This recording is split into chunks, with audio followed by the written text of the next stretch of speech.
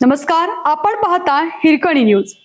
Hirkani news प्रत्येक क्षण ताज्या घडामोडी आणि महत्त्वाच्या प्रत्येक बातमीसाठी नेहमी तत्पर.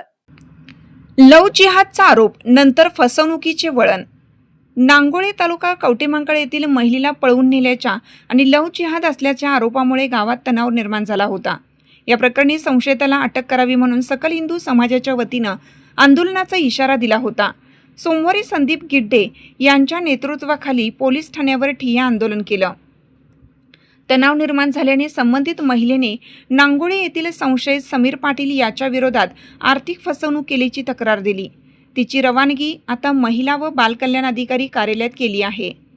3 दिवसापूर्वी गावातील एका महिलेला संशयित समीर पाटील यांनी पळवून नेल्याची तक्रार संबंधित महिलेच्या नातेवाईकांनी पोलिसांकडे केली होती.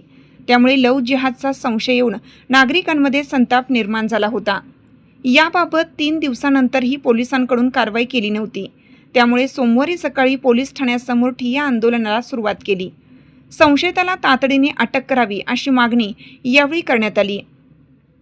त्यानंतर संबंधित महिला पोलीस ठाण्यात हजर झाली, परंतु समीर पाटील यांनी पळवून नेल्याचे तिने काही मान्य केलं नाही. संशयिताने आर्थिक फसवणूक केल्याची तक्रार तिने पोलीस ठाण्यात दिली.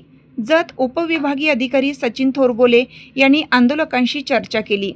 संबंधित महिला आणि तिचे नातेवाईक यांच्याशी संवाद साधला.